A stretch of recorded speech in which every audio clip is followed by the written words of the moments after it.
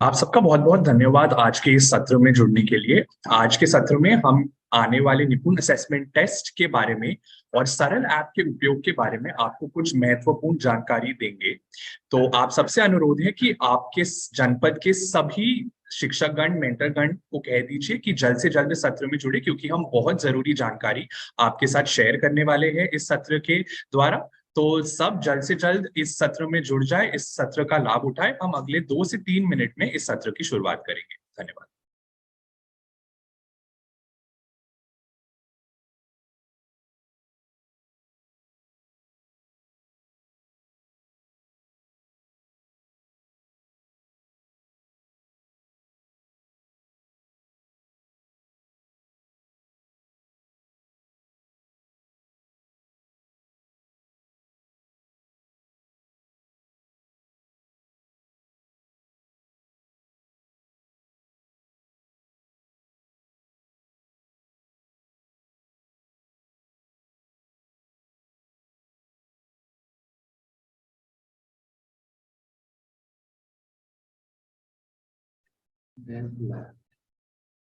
That's always a friend. आप सबका बहुत बहुत धन्यवाद इस सत्र में जुड़ने के लिए। इस सत्र के द्वारा हम आपको निपुण असेसमेंट टेस्ट और सरल ऐप के बारे में कुछ महत्वपूर्ण जानकारी बताएंगे, कुछ आपके साथ पूरा प्रोसेस शेयर करेंगे कि आकलन की प्रक्रिया कैसे होगी और आपके जनपद में आप इसे कैसे सफलतापूर्वक पूर्ण कर सकते हैं। तो आप सबसे अनुरोध है कि जल्द से जल्द अपने सभी साथियों को कह दीजिए कि इस यूट्यूब लाइव सेशन में जुड़े और इस सेशन का लाभ उठाएं, ताकि हम इस आकलन की प्रक्रिया अपने जनपद में सफलतापूर्वक पूर्ण कर सकते हैं। धन्यवाद। हम अगले 2 मिनट में इस सत्र की शुरुआत करें।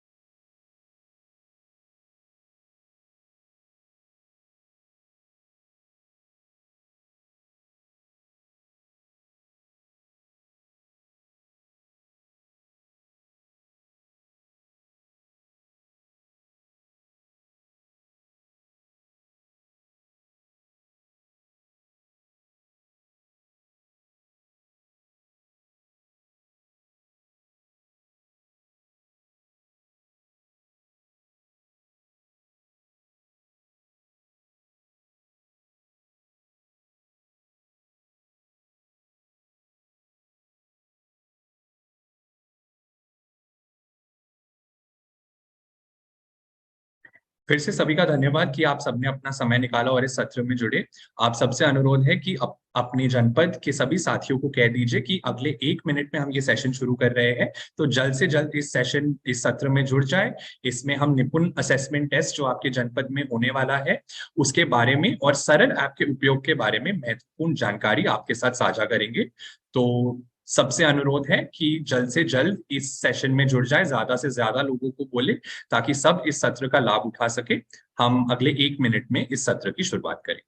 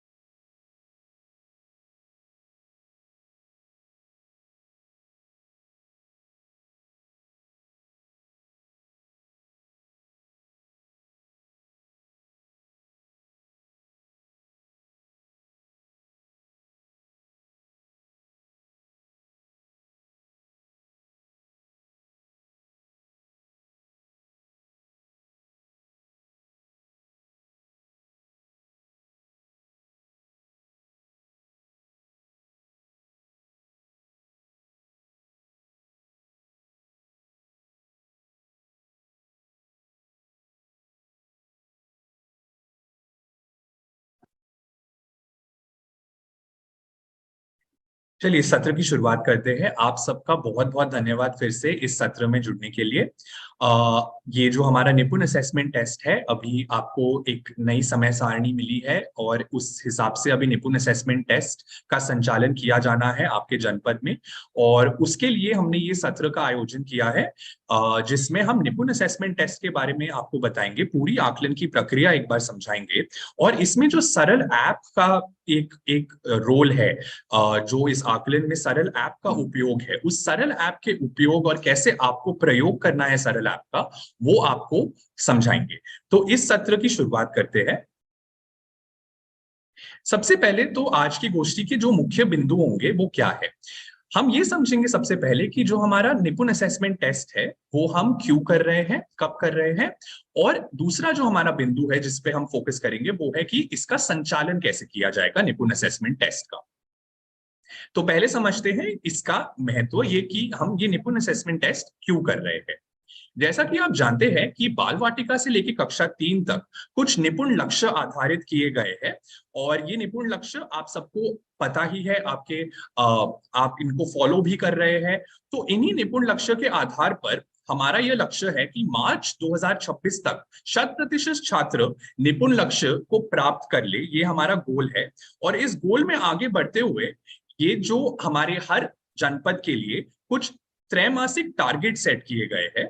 तो ये त्रैमासिक टारगेट्स जो सेट किए गए हैं, ये प्रत्येक जनपद अपने त्रैमासिक टारगेट को प्राप्त करना सुनिश्चित करे, उसके लिए ये निपुण असेसमेंट टेस्ट एक उसके लिए एक स्टेप लिया जा रहा है। जैसे कि आप यहाँ देख सकते हैं, हर जनपद के लिए हर त्रैमास के लिए एक टारगेट सेट किया गया है और मार्च 2026 तक हमने यह लक्ष्य रखा है कि 100% छात्र निपुण हो जाए। तो हम ये त्रैमासिक असेसमेंट क्यों कर रहे हैं और ये जो हमारे त्रैमासिक लक्ष्य है उसमें ये निपुण असेसमेंट टेस्ट कहाँ आ रहा है। तो इस निपुण असेसमेंट टेस्ट के द्वारा हम यह देखना चाहते हैं कि हमारे बच्चों की अभी अधिगम स्तर की प्रगति क्या है और अपने विद्यालयों को निपुण बनाने के लिए जो हमें आवश्यक कदम उठाने हैं, आप शिक्षक, आप मेंटर्स, जो आवश्यक कदम हमें उठाने हैं अपने विद्यालयों को निपुण बनाने के लिए, वो समझ सके। दूसरा जो हमारा बिंदु है जो हमें इस असेसमेंट से पता चलेगा वो यह है कि हम उन विद्यार्थियों की पहचान कर पाएंगे जिनको थोड़ी अभी अतिरिक्त सहायता की आवश्यकता है, जो अभी तक शायद उतने सक्षम नहीं है, जो थोड़ा सा अभी पीछे चल रहे हैं। तो हम उनकी पहचान कर उनको जो भी रेमेडियल या अतिरिक्त सहायता चाहिए वो हम दे सकते हैं। तो ये निपुण असेसमेंट टेस्ट हमें बताएगा कि ये विद्यार्थी कौन है, ताकि हम उन पे थोड़ा ज्यादा फोकस कर सकें। तीसरा जो हमारा बिंदु है वो है कि ये राज्य परियोजना एवं जनपद के बीएसए कार्यालय द्वारा इस असेसमेंट का एकत्रित जो डेटा होगा उसके आधार पर हम फोकस गतिविधियां, फोकस इंटरवेंशंस का संचालन कर सकते हैं। तो यदि किसी जनपद में कोई ऐसी स्थिति है जो जहां पे थोड़ी अतिरिक्त सहायता की आवश्यकता है, तो हम उस जनपद के लिए इस डेटा के आधार पर कुछ फोकस्ड गतिविधियां ला सकते हैं। ये राज्य परियोजना कार्यालय द्वारा हो सकता है या आपके बीएसए कार्यालय द्वारा हो सकता है। पर ये जो डेटा आएगा ये हमें बहुत कुछ बताएगा कि अभी हमारी बच्चों की अधिगम स्तर की प्रगति कैसे चल रही है और हमें कुछ फोकस गतिविधियां लानी है या नहीं। तो जो हमारे इस आकलन का जो हमारा मुख्य उद्देश्य है कि राज्य परियोजना द्वारा निर्धारित जो त्रैमासिक लक्ष्य है उनकी उपलब्धि सुनिश्चित करने में हम सक्षम होंगे। तो इसीलिए ये निपुण असेसमेंट टेस्ट किया जा रहा है। अभी जो हमारी गोष्ठी की दूसरी मुख्य बिंदु है वो हमारा त्रैमासिक असेसमेंट का संचालन। तो इस पे हम हमारा अभी अभी इस गोष्ठी का फोकस रहेगा, ये थोड़ा इसके आगे अब समझ लेते हैं। तो कुछ आकलन संबंधित जानकारी आपके साथ साझा करते हैं। इस आकलन हेतु छात्रों को पहले से कोई भी विशेष तैयारी नहीं करनी है। ये बहुत ही जरूरी है कि हम समझ लें कि ये बेसलाइन असेसमेंट है, ताकि हमें बच्चों के अधिगम स्तर की प्रगति समझ आए कि क्या है। इसके लिए छात्रों को पहले से कोई भी विशेष तैयारी करने की जरूरत नहीं है, ये सिर्फ एक बेसलाइन असेसमेंट। प्रश्न पत्र के आधार पर कक्षा 1 से 8 के सभी छात्रों का आकलन किया जाएगा इसके अंतर्गत। जैसे कि आपको पता है कक्षा 1 से 8 के सभी छात्रों का आकलन इस निपुण असेसमेंट टेस्ट के माध्यम से किया जा रहा है। कुछ आकलन संबंधित निर्देश आपके साथ साझा कर रहे हैं। इस आकलन का परिणाम आप ओएमआर शीट के माध्यम से एकत्रित करेंगे और सरल ऐप नामक एक मोबाइल एप्लीकेशन के माध्यम से शिक्षक ओएमआर शीट को स्कैन करेंगे। अभी हम इस गोष्ठी में आगे समझेंगे कि इस ओएमआर शीट की स्कैनिंग की प्रक्रिया सरल ऐप के द्वारा कैसे की जा रही है। आकलन संबंधित एक बहुत ही मुख्य बिंदु ये है कि कक्षा 1 से 3 के लिए शिक्षक प्रत्येक बच्चे का व्यक्तिगत रूप से आकलन करेंगे और उनके लिए ओएमआर शीट भरेंगे। कक्षा 4 से 8 के लिए प्रत्येक छात्र प्रश्न पत्र स्वयं हल करेंगे और खुद ओएमआर शीट भरेंगे। तो ये एक मुख्य फर्क है कक्षा 1 से 3 के आकलन का और कक्षा 4 से 8 के आकलन का, जहां कक्षा 1 से 3 के आकलन के लिए शिक्षक एक एक करके प्रत्येक बच्चे को अपने पास बुलाएंगे, उनसे प्रश्न पत्र हल करवाएंगे व्यक्तिगत रूप से और उनके लिए ओएमआर शीट भरेंगे। कक्षा 4 से 8 के लिए ये अलग है, क्योंकि कक्षा 4 से 8 के लिए प्रश्न पत्र भी छात्र खुद हल करेंगे और ओएमआर शीट भी खुद भरेंगे। तो इसको प्लीज नोट किया जाए और इसके बारे में भी हम आगे गोष्ठी में चर्चा करेंगे कि इसके लिए जो ओएमआर शीट है वो कैसी दिखती है और कैसे शिक्षक और छात्र दोनों उनका क्या क्या रोल रहे। जो हमारा तीसरा आकलन संबंधित निर्देश है कि सभी कक्षाओं कक्षा 1 से 8 जिनका आकलन हो रहा है उनकी ओएमआर शीट की स्कैनिंग सरल ऐप के माध्यम से ही होगी। तो कक्षा 1 से 3 हो या कक्षा 4 से 8 हो, स्कैनिंग की जो हमारी प्रक्रिया है वो शिक्षकों को ही करनी है और शिक्षकों को सरल ऐप के माध्यम से करनी है। तो ये थी कुछ आकलन संबंधित निर्देश। अभी समझते हैं कुछ आकलन से पहले जो पूर्व आपको कुछ स्टेप्स करने हैं आकलन के दिन से पहले, ताकि आकलन बहुत ही सफलतापूर्वक पूर्ण हो सके। तो ये समझते हैं कि कुछ स्टेप्स हमें क्या करने हैं जैसे ही हम ऐप डाउनलोड कर ले। तो जैसे ही हम सरल ऐप डाउनलोड कर लेते हैं, आप सबके साथ सरल ऐप डाउनलोड करने का लिंक साझा किया गया है। आप प्ले स्टोर के माध्यम से या उस लिंक के माध्यम से सरल ऐप को डाउनलोड कर सकते हैं।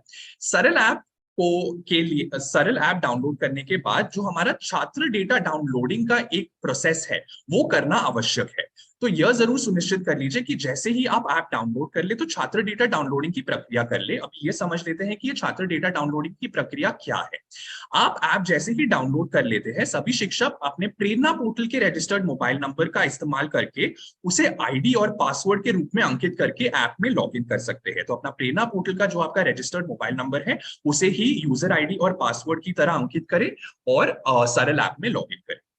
एक बार आप लॉगिन कर ले, ऐप में आप नेक्स्ट या गो फॉरवर्ड बटन दबाकर तब तक क्लिक करते रहे जब तक आपको इस स्लाइड पर जो स्क्रीन दिखाई गई है वहां तक नहीं पहुंच जाते। तो इस स्क्रीन तक पहुंचकर आपका डेटा डाउनलोडिंग की प्रक्रिया पूरी हो जाएगी।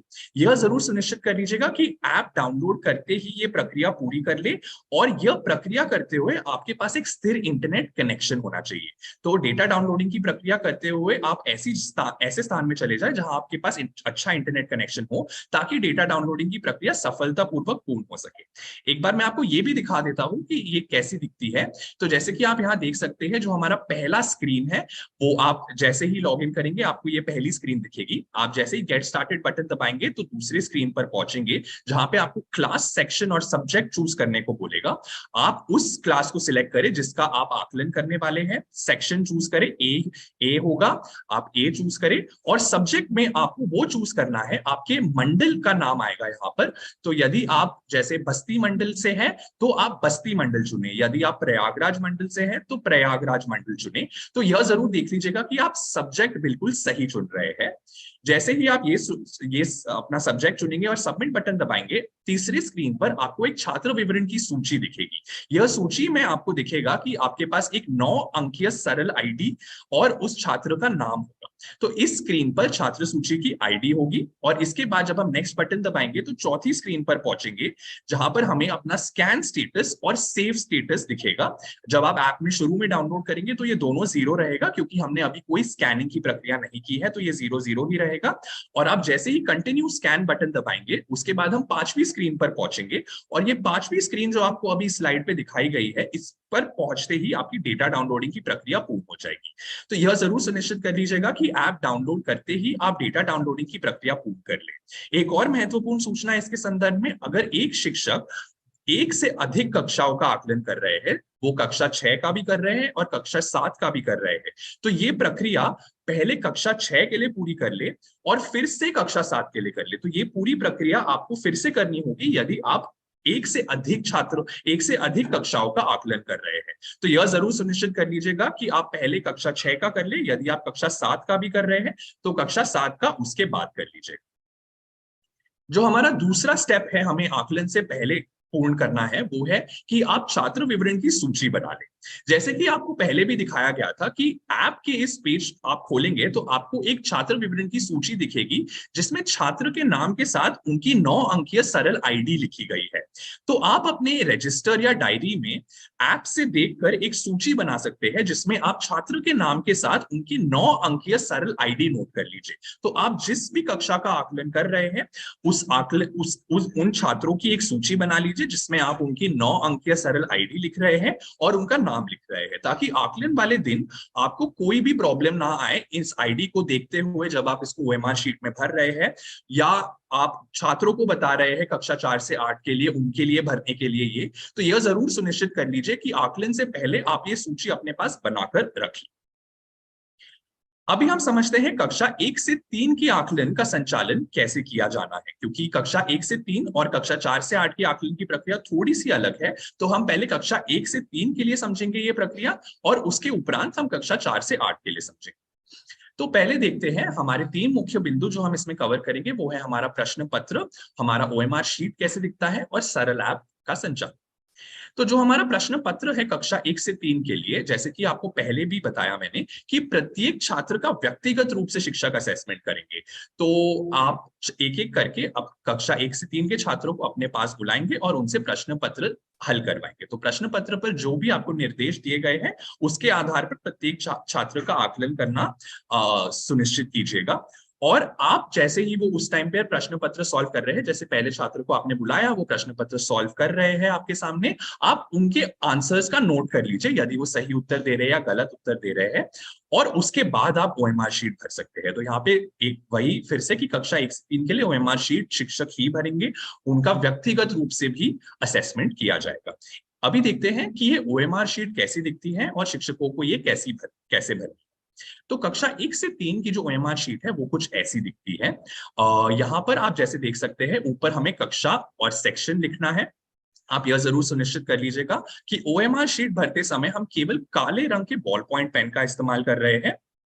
अगर हम काले पेन का बॉल पॉइंट पेन का ना उपयोग करें तो ये स्कैनिंग की प्रक्रिया में बाधा ला सकता है। तो यह जरूर सुनिश्चित कर लीजिएगा कि आप काले पेन का ही उपयोग कर रहे हैं ओएमआर शीट भरते हुए।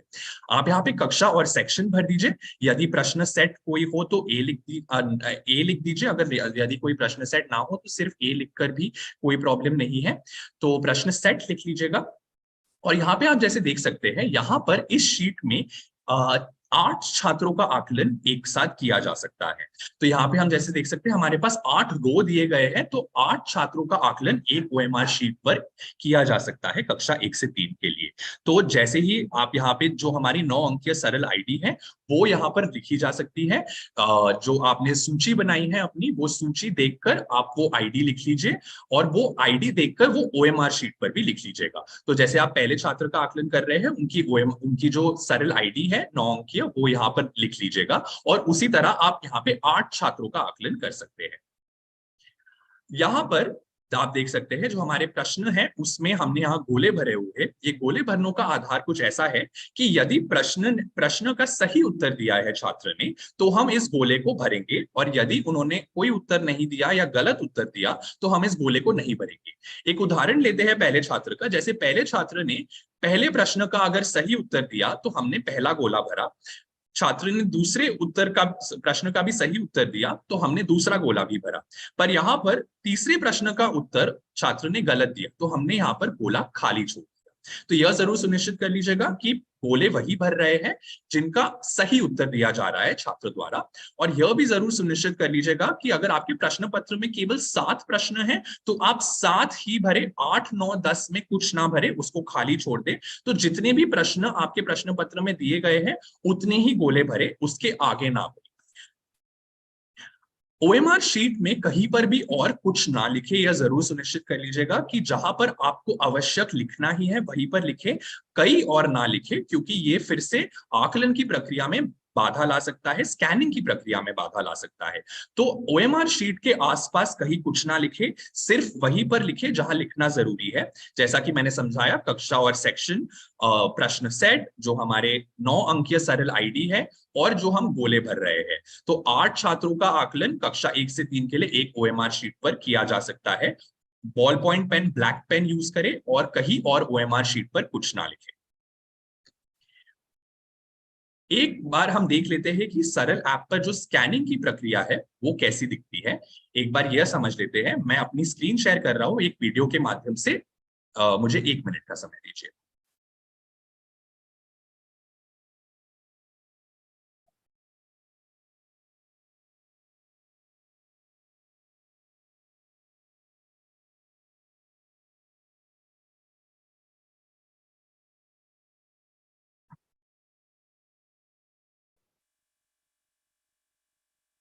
तो जैसा कि आप यहाँ देख सकते हैं, जैसे ही आप सरल ऐप डाउनलोड करेंगे तो सबसे पहले आपको स्कूल आईडी और पासवर्ड मांगेगा। जैसा कि आपको बताया गया था, आप अपना प्रेरणा पोर्टल का रजिस्टर्ड नंबर यहाँ पर स्कूल आईडी और पासवर्ड में डालकर इसमें लॉग इन कर सकते हैं। आप जैसे ही इसमें लॉग इन करेंगे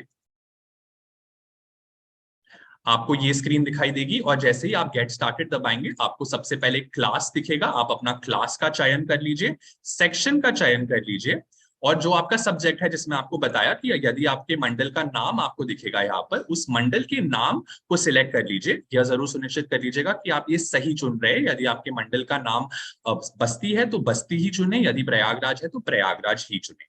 आप जैसे ही इसमें आगे बढ़ेंगे यहाँ पे आपको छात्र विवरण की सूची दिखेगी। यही सूची आप अपने साथ एक डायरी रजिस्टर में ये सूची अपने साथ बना ले। आपने जिन भी कक्षाओं का चुना है उनकी सूची यहाँ दिखेगी आपको। जैसे यहाँ दिख रहा है एक मार्क एज एब्सेंट बटन भी है, तो ये जो हमारा मार्क एज एब्सेंट बटन है उसको दबाकर जो भी छात्र आकलन वाले दिन उपस्थित नहीं है, आप ये मार्क एज एब्सेंट बटन दबाकर उनको एब्सेंट मार्क कर सकते हैं। तो इसके आगे उनकी कोई आकलन की प्रक्रिया नहीं होगी, ना ही कोई ओएमआर शीट में उनका नाम भरना है, ना ही सरल ऐप में उनकी स्कैनिंग करनी है। तो यहाँ पे जैसे ही आप मार्क एज एब्सेंट कर देंगे उनको, तो उसके बाद यहाँ पर उनकी कोई प्रक्रिया नहीं होगी है।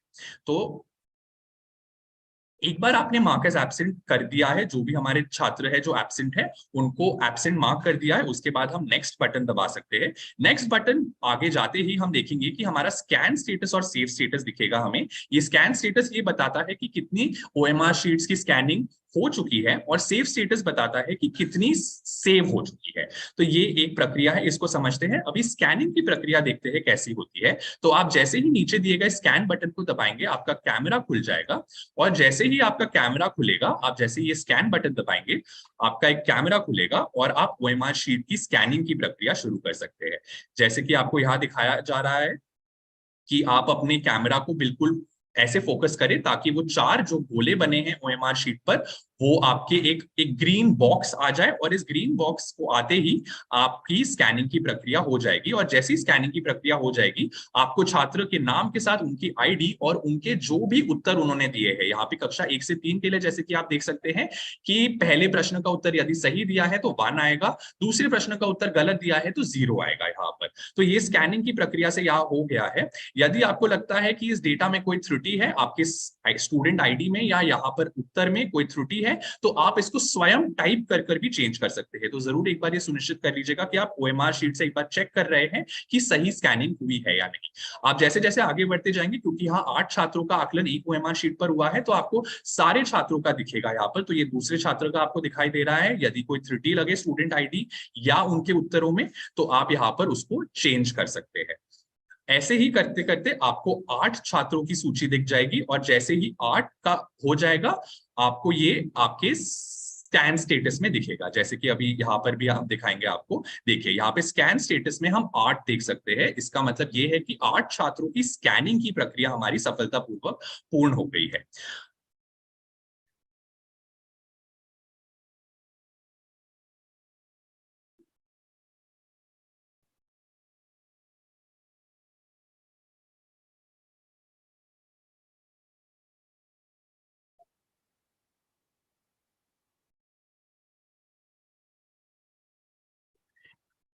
जो हमारा जो हमारा इस आकलन का एक लास्ट स्टेप है स्कैनिंग की प्रक्रिया के बाद, जो हमारा सेव ऑल स्कैन वाला स्टेप है, ये बहुत ही जरूरी स्टेप है। ये आप मूल्यांकन पूर्ण करने के बाद और ओएमआर शीट्स को स्कैन करने के बाद करेंगे। तो आप स्कूल में ही अपनी स्कैनिंग पूर्ण कर लीजिएगा और रिकॉर्ड किए गए डेटा को स्कैन संख्या में, जैसे कि आपको वीडियो में भी दिखाया कि आपको स्कैन स्टेटस में दिखेगा। तो यदि संख्या ओएमआर शीट स्कैन करते समय, आप जैसे ही ओएमआर शीट स्कैन करते रहेंगे तो ये संख्या बढ़ती जाएगी। तो स्कैन हुआ हुआ डेटा, इसका मतलब सफलतापूर्वक सेव हो रहा है आपके फोन में, लेकिन सर्वर पर अभी तक अपलोड नहीं हुआ है। तो आप स्कूल में आपके अगर स्थिर इंटरनेट कनेक्शन ना हो और आपने डेटा डाउनलोडिंग की प्रक्रिया जो हमने शुरू में समझाई थी वो करी है, तो आप बिल्कुल चिंता ना करें। स्कैनिंग की प्रक्रिया के लिए आपको स्थिर इंटरनेट कनेक्शन की जरूरत नहीं है। आप शीट्स की स्कैनिंग की प्रक्रिया जारी रख सकते हैं, इसके लिए नेट कनेक्शन आवश्यक नहीं है। पर यह जरूर सुनिश्चित कर लीजिएगा कि आपके पास स्थिर इंटरनेट कनेक्शन नहीं है, तो डेटा डाउनलोडिंग की प्रक्रिया उससे पहले करना बहुत जरूरी है। तो ये स्कैन स्टेटस ये आपको बताता है कि 19 जो स्कैन्स है हमारे फोन में सेव हो चुके हैं, पर अभी तक सर्वर पर सेव नहीं हुए हैं। तो सर्वर में सेव करने की जो प्रक्रिया है वो सेव ऑल स्कैन बटन से होगी, जैसे कि आपको यहाँ दिखाया गया है। तो सेव ऑल स्कैन बटन हम अंत में क्लिक करेंगे जब हमारा मूल्यांकन पूर्ण हो गया है और हमने सारे छात्रों की ओएमआर शीट की स्कैनिंग की प्रक्रिया कर ली है। आप जैसे ही सेव ऑल स्कैन बटन दबाएंगे तो जो हमारी 19 की हमें स्कैन स्टेटस में दिख रहा था वो अब सेव स्टेटस में दिखेगा। इसका मतलब इन छात्रों का जो भी डेटा है वो सर्वर पर अब सेव हो गया है और उनका आकलन सफलतापूर्वक पूर्ण हो गया है। जरूरी बिंदु इसके बारे में यह है कि सेव ऑल स्कैन का बटन आप तभी दबाएं जब सारी शीट्स की स्कैनिंग हो चुकी हो और आपके पास एक स्थिर इंटरनेट कनेक्शन हो। तो सेव ऑल स्कैन बटन से पहले यह जरूर सुनिश्चित कर लीजिएगा कि आपके पास एक स्थिर इंटरनेट कनेक्शन है। आप स्कैनिंग की प्रक्रिया अपने स्कूल में कर सकते हैं बिना स्थिर इंटरनेट कनेक्शन के, पर सेव ऑल स्कैन बटन दबाने से पहले आप यह जरूर सुनिश्चित कर लीजिएगा कि आप ऐसे स्थान पर हैं जहां पर आपको एक स्थिर इंटरनेट कनेक्शन मिले। तो स्कैनिंग की प्रक्रिया के समय यदि आपके पास को इंटरनेट कनेक्शन नहीं है या इंटरनेट ठीक से नहीं चल रहा है तो आप प्लीज उसकी चिंता ना करें, पर सेव ऑल स्कैन बटन दबाते समय यह जरूर सुनिश्चित कर लीजिएगा कि आपके पास एक स्थिर इंटरनेट कनेक्शन हो। एक बार जो हमारे 1 से 3 का आकलन है उसकी 6 स्टेप की जो हमने प्रक्रिया समझाई है वो समझ लेते हैं। जैसे कि आपको पहले बताया कि आकलन से पूर्व हमारा पहला स्टेप शुरू होगा कि परीक्षा से पहले हम डेटा डाउनलोडिंग की प्रक्रिया कर ले। हमारा जो दूसरा स्टेप है वो है परीक्षा से 1-2 दिन पहले हम छात्र विवरण की सूची बना ले, जिसमें हम छात्र की 9 अंकीय सरल आईडी के साथ उनका नाम लिख रहे हैं। आकलन वाले दिन हमारा तीसरा स्टेप शुरू होगा जहां शिक्षक प्रश्न पत्र के अनुसार विद्यार्थी का व्यक्तिगत रूप से आकलन करेंगे। हमारा चौथा स्टेप ये रहेगा कि शिक्षक ओएमआर शीट पर 9 अंकीय स्टूडेंट आईडी भरेंगे और प्रश्न पत्र के अनुसार यदि विद्यार्थी सही उत्तर देते हैं तो ओएमआर शीट के गोले को भरेंगे अथवा उसे खाली छोड़ेंगे। एक बार हमने सारे छात्रों का आकलन कर लिया है तो हमारा पांचवा स्टेप शुरू होगा जहां शिक्षक सरल ऐप के द्वारा ओएमआर शीट की स्कैनिंग करेंगे। आपको स्कैनिंग की प्रक्रिया अभी हमने दिखाई, और एक बार ये स्कैनिंग की प्रक्रिया पूर्ण हो जाए तो हमारा छठा स्टेप शुरू होगा जो हमारा सेव ऑल स्कैन का स्टेप है। यह प्रक्रिया आप मूल्यांकन पूर्ण करने और ओएमआर शीट्स को स्कैन करने के बाद ही करें, और यह जरूर सुनिश्चित कर लीजिए कि इस स्टेप पर हमारे पास एक स्थिर इंटरनेट कनेक्शन। जैसे कि अभी आपको बताया कि कक्षा 1 से 3 के आकलन का संचालन ऐसे किया जाना है, कक्षा 4 से 8 की आकलन का संचालन भी काफी ऐसा ही दिखेगा। पर क्योंकि हमने जैसे बताया कि कक्षा 4 से 8 में छात्र अपना प्रश्न पत्र खुद हल करके ओएमआर शीट भरेंगे, तो इसमें जो थोड़ी सी चेंजेस है वो आपको समझाएंगे यहाँ पर। तो प्रश्न पत्र समझते हैं पहले। तो जो हमारा प्रश्न पत्र है कक्षा 4 से 8 के लिए वो छात्र द्वारा ही हल किया जाएगा, तो उनको आप प्रश्न पत्र हल करने के लिए पर्याप्त समय दीजिएगा। तो आप प्रश्न पत्र पहले उनके साथ प्रश्न पत्र वितरित कीजिएगा और उनको पर्याप्त समय दीजिएगा। यहाँ पर आप उनको ओएमआर शीट्स मत दीजिएगा अभी तक। जैसे ही प्रश्न पत्र हल हो जाए असेसमेंट के बाद सभी छात्रों को आप ओएमआर शीट दे दीजिएगा जो छात्र खुद भरेंगे। तो यह एक मुख्य फर्क है कक्षा 1 से 3 और कक्षा 4 से 8 के आकलन का। तो शिक्षक जरूर ये नोट कर ले कि वो कक्षा 1 से 3 का कर रहे हैं तो वो 1 से 3 पे फोकस करे कि वो कैसे करना है, और कक्षा 4 से 8 का आकलन अलग है तो कक्षा 4 से 8 के शिक्षक कक्षा 4 से 8 के लिए फोकस करें। जो हमारी कक्षा 4 से 8 के लिए ओएमआर शीट है वो भी अलग दिखती है, जैसे कि आपको यहाँ दिखाया गया है। तो ये ओएमआर शीट कुछ अलग दिखती है। ये अलग इसीलिए है क्योंकि जैसे कि आपको पहले बताया गया कक्षा 1 से 3 का जो ओएमआर शीट है उस पे 8 छात्रों का आकलन एक साथ किया जा सकता है, परंतु क्योंकि कक्षा 4 से 8 में हर छात्र स्वयं अपना ओएमआर शीट भर रहे हैं तो एक छात्र का ही आकलन एक ओएमआर शीट पर हो सकता है। तो यहाँ पे आपको सबसे पहले दिखाया गया है छात्र आईडी। यहाँ पर छात्र की 9 डिजिट आईडी भरी जाएगी जो सरल ऐप पर दिखा रहा है। तो आपकी जो छात्र विवरण की सूची आपने बनाई हुई है उसके द्वारा आप छात्रों को यह बताएंगे कि उनकी 9 अंकीय सरल आईडी क्या है और वो यहाँ पर उस आईडी को भरेंगे। छात्र अपना नाम और प्रश्न सेट, यदि कोई प्रश्न सेट हो परंतु ए लिख सकते हैं, वो यहाँ पर भरेंगे। ये भी सारा काले ब्लैक बॉल पॉइंट पेन से किया जाए, ओएमआर शीट को ब्लैक बॉल पॉइंट पेन से ही भरा जाए।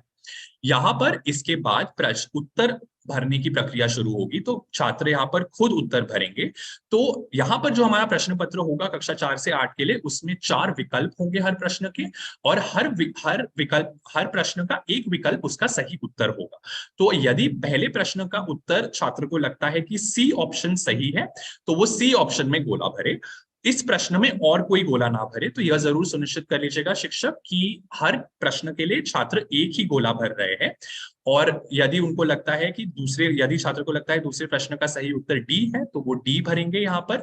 और उसी तरह प्रश्न पत्र में जो भी उन्होंने हल किया है वो यहाँ पर ओएमआर शीट विद्यार्थी खुद भरेंगे यहाँ पर। यह जरूर सुनिश्चित कर लीजिएगा कि यदि प्रश्न पत्र में सिर्फ 10 प्रश्न है तो 10 प्रश्न तक ही गोले भरे जाए, उसके अतिरिक्त कोई गोले ना भरे जाए और ओएमआर शीट पर कुछ और ना लिखा जाए। तो एक और बार बता देता हूं, सबसे पहले छात्र आईडी लिखी जाएगी सबसे ऊपर छात्र द्वारा, जो शिक्षक उनको बताएंगे कि ये क्या छात्र आईडी है, उनका नाम, प्रश्न सेट लिखा जाएगा और हमारे 4 विकल्प हर प्रश्न के लिए दिए जाएंगे। उसका जो उत्तर सही लगता है छात्र को, उस गोले को ही उस गोले को ही भरा जाएगा और ओएमआर शीट पर कहीं और कुछ नहीं लिखना है। एक बार यह समझ लेते हैं कि कक्षा 4 से 8 की जो स्कैनिंग की प्रक्रिया है सरल ऐप के माध्यम से, वो कैसे दिखती है। मैं अपना स्क्रीन शेयर कर रहा हूं, मुझे 1 मिनट का समय दीजिए।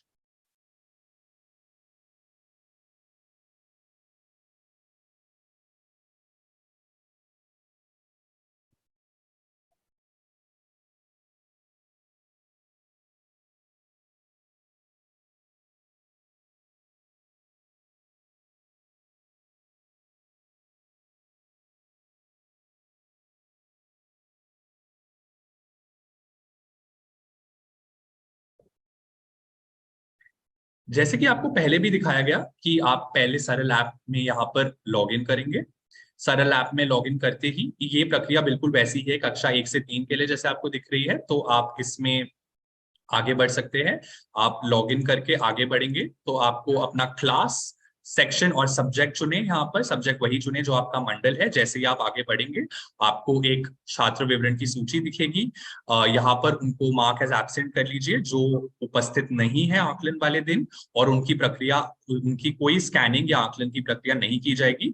उसके बाद आपको स्कैन स्टेटस और सेव स्टेटस यहाँ पर दिखेगा और कंटिन्यू स्कैन बटन दबाने के बाद हम स्कैनिंग की प्रक्रिया, जो स्कैन बटन हमें नीचे दिखाया जा रहा है, स्कैनिंग उसके माध्यम से शुरू कर सकते हैं। यहाँ पर ओएमआर शीट थोड़ी अलग दिखती है हमारी, जैसे कि मैंने आपको अभी समझाया। तो ओएमआर शीट की स्कैनिंग कैसे दिखती है, तो ये कक्षा 4 से 8 के लिए आप करेंगे। आप जैसे ही यहाँ पे दिखेंगे कि आपको एक हरा डब्बा दिख रहा है, हरे डब्बे दिखते ही आप अपना कैमरा स्थिर रखें, उस पर फोकस करने दीजिए और स्कैनिंग की प्रक्रिया होने दीजिए।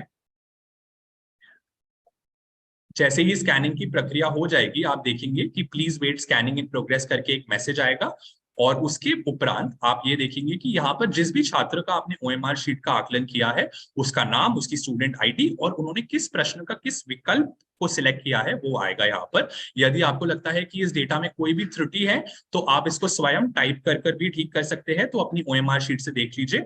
यहाँ पर ये मुख्य फर्क है कि यहाँ पर सिर्फ एक छात्र की ही सूची आएगी, क्योंकि हर छात्र का अलग आकलन किया जा रहा है। तो यहाँ पे सबमिट बटन दबाते ही आपके स्कैन स्टेटस में आपको 1 दिखेगा यहाँ पर, और जैसे ही आप दूसरे छात्र का करेंगे तो 2 दिखेगा।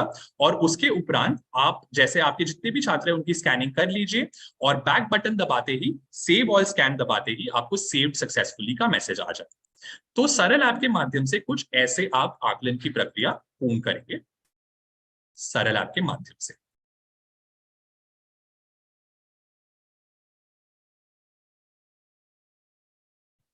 एक बार अब फिर से ये समझ लेते हैं कि हमारी आकलन की 7 स्टेप की प्रक्रिया, 4 से 8 में हमारे 7 स्टेप है, वो कैसी दिखती है। जैसे कि आपको पहले बताया कि आकलन से पूर्व आपको डेटा डाउनलोडिंग की प्रक्रिया करनी है, तो जरूर यह सुनिश्चित कर लीजिए कि डेटा डाउनलोडिंग की प्रक्रिया आप आकलन से पहले पूर्ण कर रहे हैं। हमारा दूसरा स्टेप भी आकलन से पहले किया जाएगा कि आप परीक्षा से पहले छात्र विवरण की सूची बना ले, जिसमें छात्र के नाम के साथ आप उनकी 9 अंकीय सरल आईडी लिख रहे हैं। आकलन वाले दिन हमारा तीसरा स्टेप शुरू होगा, जहां शिक्षक प्रश्न पत्र विद्यार्थियों में बांटेंगे और उन्हें हल करने का पर्याप्त समय देंगे। चौथा स्टेप हमारा ये रहेगा कि आकलन के बाद शिक्षक बच्चों को स्टूडेंट आईडी एवं ओएमआर पर गोले अंकित करने की प्रक्रिया बताएंगे। तो ये जो प्रक्रिया अभी हमने आपको समझाई है, यह प्रक्रिया आपको छात्रों को समझानी होगी, क्योंकि छात्र खुद यहाँ पर ओएमआर शीट भरेंगे। और एक बार आपने यह प्रक्रिया समझाई है, उसके उपरांत ओएमआर शीट बच्चों को वितरित कीजिएगा और उनको जरूर यह सहायता दीजिएगा कि अगर उनको ओएमआर शीट भरते हुए कोई भी जो हमारा 5वां स्टेप है, जहां विद्यार्थी ओएमआर शीट भरेंगे, शिक्षक इस प्रक्रिया के दौरान विद्यार्थियों को सहारा देना होगा। कोई भी उनको मदद चाहिए होगी ओएमआर शीट सही भरने के लिए, तो वो जरूर शिक्षक उनको मदद करे। जैसे ही सारी ओएमआर शीट छात्रों ने भर ली है, उसके बाद हमारा छठा स्टेप शुरू होगा, जहां शिक्षक सरल ऐप के द्वारा ओएमआर शीट की स्कैनिंग करेंगे। तो ओएमआर शीट की स्कैनिंग की प्रक्रिया सारे शिक्षक ही करेंगे, शिक्षक को ही स्कैनिंग की प्रक्रिया सरल ऐप के माध्यम से करेंगे। एक बार सारी स्कैनिंग की प्रक्रिया पूर्ण हो जाए, हमें अपना 7वां और बहुत ही महत्वपूर्ण सेव ऑल स्कैन वाला स्टेप करना है। ये मूल्यांकन पूर्ण करने के बाद और ओएमआर शीट्स को स्कैन करने के बाद किया जाएगा। एक बार फिर से आपको बता देता हूं, बहुत जरूरी है ये कि आप सेव ऑल स्कैन करते समय आपके पास एक स्थिर इंटरनेट कनेक्शन हो। तो ऐसे स्थान पर चले जाए जहां आपके पास एक स्थिर इंटरनेट कनेक्शन हो और तभी सेव ऑल स्कैन करें। स्कैनिंग की प्रक्रिया आप बिना स्थिर इंटरनेट कनेक्शन के भी कर सकते हैं। कुछ मुख्य बिंदु सरल ऐप को इस्तेमाल करते हुए आपको आपके साथ साझा कर रहे हैं। जैसे कि आपको बताया कि एक छात्र विवरण की सूची आप बना लीजिए स्टूडेंट आईडी और नाम के साथ, ताकि आकलन के दिन ओएमआर शीट आसानी से भरी जाए। सभी का आकलन के बाद सरल ऐप के माध्यम से ही स्कैनिंग की जाएगी। अगर आपको लगता है स्कैन करे हुए डेटा में कोई भी त्रुटि है, तो उसको आप स्वयं टाइप कर भी ठीक कर सकते हैं। और प्रश्न पत्र में जितने प्रश्न हैं उतने ही गोले ओएमआर शीट पर भरे जाए, उसके अतिरिक्त खाली छोड़े। यदि प्रश्न पत्र में केवल 7 प्रश्न हैं, तो 7 प्रश्न तक ही ओएमआर शीट भरी जाए, 8वें के बाद ओएमआर शीट को खाली छोड़ा जाए। कुछ शिक्षकों का दायित्व भी आपको बताना चाहेंगे आकलन वाले दिन। पहले यह जरूर सुनिश्चित कर लीजिए कि 100% विद्यार्थी आकलन के दिवस विद्यालय आ रहे हैं और उनका आकलन हो रहा है, क्योंकि यह बहुत जरूरी है कि हम छात्र की अधिगम स्तर की प्रगति समझें।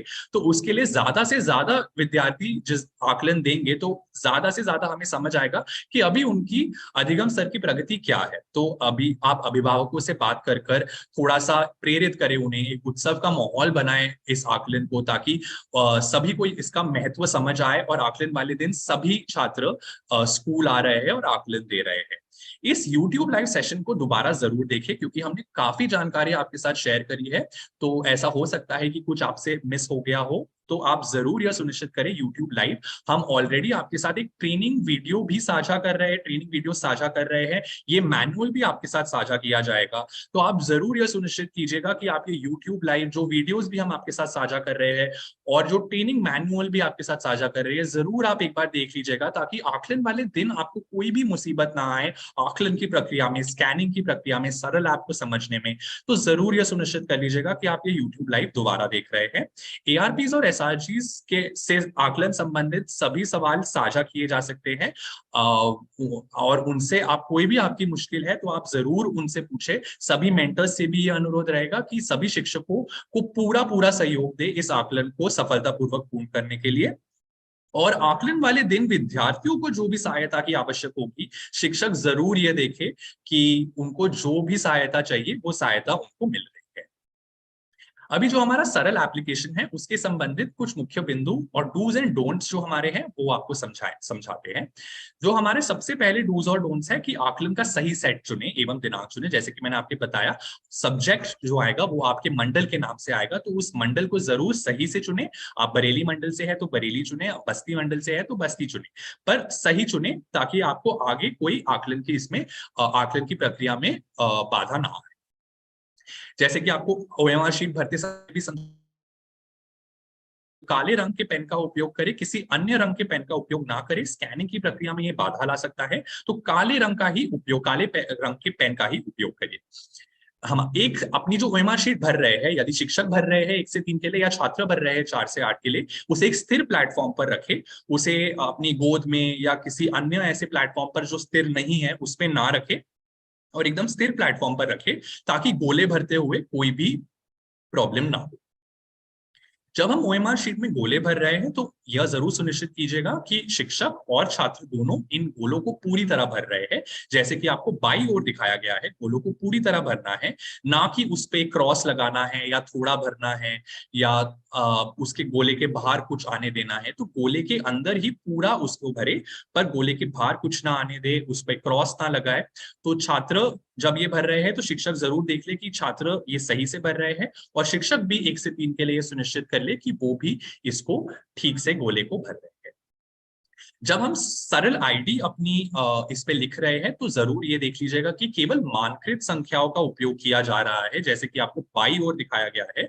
क्योंकि स्कैनिंग में कैमरा को पढ़ते समय यह हो सकता है कि मानकृत संख्याएं ना हो तो उस आईडी में त्रुटि आ सकती है। यह त्रुटि जरूर आप स्वयं ठीक कर सकते हैं, पर अगर आप मानकृत संख्याओं का उपयोग करेंगे तो त्रुटि नहीं आएगी और आपकी भी आकलन की प्रक्रिया बहुत ही आसानी से पूर्ण हो सकती है। तो जरूर यह सुनिश्चित कर लीजिएगा कि बाई ओर जैसे कि आपको मानकृत संख्या दिखाई गई है उसी तरह लिखे। जैसे कि मैंने आपको बताया, ट्रेनिंग मैनुअल आपके साथ साझा किया जाएगा, तो आप ये बाद में भी देख सकते हैं कि मानकृत संख्याएं क्या है। ये मानकृत संख्याएं आप अपने क्लासरूम के बोर्ड पर भी लिख सकते हैं ताकि छात्रों को भी पता हो कि क्या मानकृत संख्याओं में उनको ओएमआर शीट पर लिखना है। जब आप ओएमआर शीट भर रहे हैं या उसको हैंडल कर रहे हैं तो यह जरूर सुनिश्चित कर लीजिएगा कि ओएमआर शीट को कोई भी नुकसान नहीं पहुंच रहा है, उस पर कोई भी फोल्ड ना आने दे, उसको पंक्चर ना करे, बहुत ही संभाल कर रखे। तो शिक्षक यह भी जरूर सुनिश्चित कर ले अपने स्तर पर भी और छात्रों को भी ओएमआर शीट देते समय कक्षा 4 से 8 के लिए कि वो ओएमआर शीट को डैमेज नहीं कर रहे हैं, कोई नुकसान नहीं पहुंचा।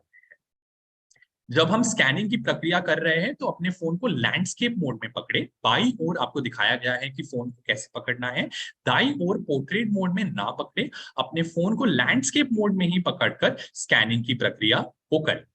आप जब स्कैनिंग की प्रक्रिया कर रहे हैं तो अपना फोन ओएमआर शीट के सीधा ऊपर रखिए, तो बिल्कुल ऐसे रखिएगा, ना कि बाई या दाई ओर रखे, क्योंकि फिर ये स्कैनिंग की प्रक्रिया में बाधा ला सकता है। तो ओएमआर शीट के बिल्कुल ऊपर अपना फोन आप रखेंगे तो आपकी स्कैनिंग की प्रक्रिया आसानी से पूर्ण हो सकती है। आप जब स्कैनिंग की प्रक्रिया कर रहे हैं तो आपके ओएमआर शीट पर जैसे आपने देखा होगा कि आपको 4 गोले दिख रहे हैं। 4 गोले कवर नहीं होने चाहिए, कोई भी अन्य वस्तु इस गोले को कवर नहीं करना चाहिए। तो यह जरूर सुनिश्चित कर लीजिएगा कि कोई भी अन्य वस्तु स्कैनिंग के टाइम पर ओएमआर शीट या कैमरा के आसपास नहीं है और सिर्फ वो ओएमआर शीट ही दिखनी चाहिए स्कैनिंग की प्रक्रिया करते समय, और उन काले गोलों को कोई भी अन्य वस्तु ढकनी नहीं चाहिए। एक टाइम पर एक ही शीट की स्कैनिंग की प्रक्रिया कीजिएगा, तो अन्य शीट आप दूर रखें, एक शीट लीजिए, उसकी स्कैनिंग कीजिए, उसको अलग रख दीजिए, फिर दूसरी शीट लीजिए, क्योंकि फिर से ये स्कैनिंग की प्रक्रिया में थोड़ी सी कंफ्यूजन ला सकता है और डेटा में त्रुटि आ सकती है। तो यह जरूर देख लीजिएगा कि एक टाइम पर कैमरा पर एक ही शीट दिखाई दे रही है। स्कैनिंग करते समय एक अच्छी रोशनी वाले कमरे में करिएगा। ओएमआर शीट पर पर्याप्त रोशनी आ रही है यह जरूर सुनिश्चित कर लीजिएगा, क्योंकि फिर डेटा जो आगे आ रहा है उसमें त्रुटि आ सकती है। तो आप जरूर यह सुनिश्चित कर लीजिएगा कि आप ऐसे स्थान पर हैं जहां ओएमआर शीट पर पर्याप्त रोशनी हो और तभी स्कैनिंग की प्रक्रिया कीजिएगा। कैमरा में ओएमआर शीट पर ठीक से फोकस करें। आप जब ओएमआर शीट की स्कैनिंग की प्रक्रिया कर रहे हैं तो थोड़ा सा अगर फोकस नहीं हो रहा है तो अपने कैमरा अपने फोन को ऊपर नीचे थोड़ा सा कीजिए। यदि फोकस ना हो रहा हो एक बार अपने स्मार्टफोन की स्क्रीन पर टैप भी कर सकते हैं आप, ताकि कैमरा ओएमआर शीट पर फोकस करे। पर फोकस करना जरूरी है क्योंकि कैमरा हमारा डेटा पढ़ नहीं पाएगा और फिर इसमें त्रुटि आएगी। तो यह कुछ बहुत ही मुख्य बिंदु है जो हम आपको समझा रहे हैं ओएमआर शीट की स्कैनिंग के बारे में। यह जरूर आप अगर ध्यान रखेंगे तो आपकी डेटा स्कैनिंग में कोई त्रुटि नहीं आएगी और आपको उसको स्वयं ठीक नहीं करना होगा। आप जब सेविंग कर रहे हैं तो सेविंग से पहले यदि आपको ये सेव स्टेटस में गोला घूमता हुआ दिखे तो उसी स्क्रीन पर रुक जाए, प्रतीक्षा करें इस गोले को घूमने तक जब तक आपको एक नंबर नहीं दिखाई देता। तो यह जरूर सुनिश्चित कर लीजिएगा कि यह गोला घूम घूम रहा है, घूमने दीजिए, और जब तक उस पर नंबर नहीं आता उस स्क्रीन पर आप प्रतीक्षा कीजिएगा। जैसा कि आप सबको अभी पता है, हमने आपके साथ एक हेल्पलाइन नंबर भी साझा किया गया है। तो सरल ऐप का जो भी आपको टेक्निकल रेजोल्यूशन है, कोई भी टेक्निकल या अन्य समस्या है, आप इस हेल्पलाइन नंबर के द्वारा आप कॉल कर कर आप उनसे बात कर सकते हैं और आपकी समस्या का समाधान भी किया जाएगा। उस पर आप जरूर यह देख लीजिएगा कि पहले आप अपने मेंटर्स या अपने बीईओ से बात कर रहे हैं, क्योंकि उनके पास काफी जानकारी ऑलरेडी है। तो आप उनसे बात करके अपनी समस्या का समाधान जरूर कर सकते हैं। यदि नहीं हो रहा है तो आप इस हेल्पलाइन नंबर पर भी कॉल करके इसका समाधान कर सकते हैं, अपनी समस्या का समाधान कर सकते हैं। तो ये थी हमारी आकलन की प्रक्रिया, और सरल ऐप को आपको कैसे यूज करना है उसकी प्रक्रिया आपको समझाया गया है। जैसे कि मैंने आपको बताया कि ये YouTube लाइव सेशन पुनः देखना जरूर सुनिश्चित कर लीजिएगा। यह भी जरूर सुनिश्चित कर लीजिएगा कि जो हम ट्रेनिंग वीडियोस आपके साथ साझा करेंगे या कर रहे हैं, जो ट्रेनिंग मैनुअल साझा कर रहे हैं, वो सब भी आप देखें, अच्छे से प्रक्रिया को समझे, ताकि आकलन वाले दिन कोई भी प्रॉब्लम ना आए इस आकलन को सफलतापूर्वक पूर्ण करने के लिए। इसमें जरूर इस आकलन को आप एकदम एक उत्सव का माहौल बनाइए, क्योंकि ये बहुत ही हमारे निपुण जो लक्ष्य आधारित है उसके लिए एक बहुत ही महत्वपूर्ण कदम है जो हम ले रहे हैं। तो यह जरूर सुनिश्चित कर लीजिए कि एक उत्सव का माहौल बने, सभी शिक्षक, सभी छात्र, सभी अभिभावक बहुत प्रेरित हो इस आकलन की तरफ। और यह जरूर सुनिश्चित कर लीजिएगा कि ये बेसलाइन असेसमेंट है, तो छात्र को कोई भी इसमें तैयारी की जरूरत नहीं है, और बिल्कुल ही नकल विहीन तरीके से ये पूरी आकलन की प्रक्रिया हो, क्योंकि हम बिल्कुल यह जानना चाहते हैं कि छात्र की अधिगम स्तर की प्रगति क्या है। तो यह नकल विहीन तरीके से हो, तभी हमें एक्चुअल जो पिक्चर है वो समझ आएगा। तो यह जरूर सुनिश्चित कर लीजिएगा कि ये नकल विहीन तरीके से ही हो रही है, इसको उत्सव का माहौल बनाए। आप सबका बहुत बहुत धन्यवाद कि आप सबने समय निकाला, इस सत्र में जुड़े, सरल ऐप और आकलन की प्रक्रिया समझी। और आप सबको बहुत बहुत, मैं जरूर जानता हूं कि आप सब बहुत ही अच्छे से इस आकलन की प्रक्रिया को पूर्ण करेंगे। आप सबको ऑल द बेस्ट। और आप सबको, आपका सबका एक और बार धन्यवाद इस सत्र में जुड़ने के लिए। अब हम इस सत्र को समाप्त करेंगे। धन्यवाद।